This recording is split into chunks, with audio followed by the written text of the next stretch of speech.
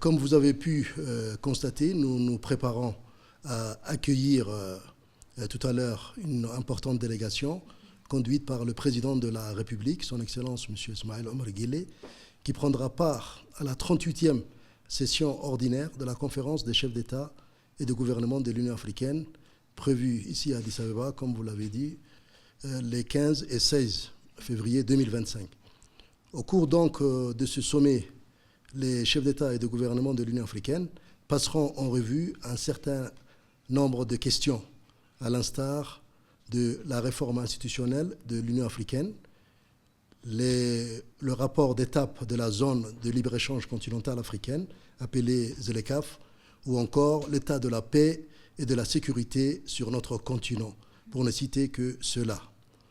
Je peux dire d'abord que ce 38e sommet de chefs d'État et de gouvernement de l'Union africaine est particulier à double titre.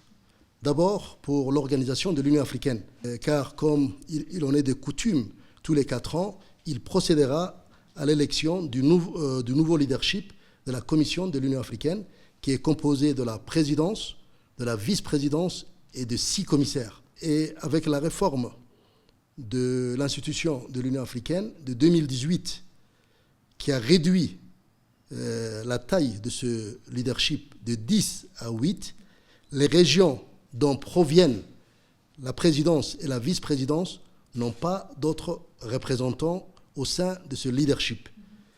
Les 3 régions restantes se partagent les 6 commissaires à raison de 2 commissaires, avec toujours pour une parfaite parité entre hommes et femmes. C'est-à-dire le leadership compte 8 personnes, donc il y aura 4 femmes et 4 hommes. Comme je disais tantôt, ce 38e sommet est également particulier pour notre pays, la République de Djibouti, puisque, comme vous le savez, notre pays est candidat pour la première fois de l'histoire au plus haut poste de l'organisation panafricaine, à savoir le poste de président de la Commission de l'Union africaine. À cet effet, je voudrais saisir cette occasion pour remercier le président de la République, son Excellence M. Ismaïl Omar Guelleh, qui a permis à notre ministre des Affaires étrangères et de la coopération internationale, M. Mohamed Ali Youssouf, de se porter candidat aux 10 postes.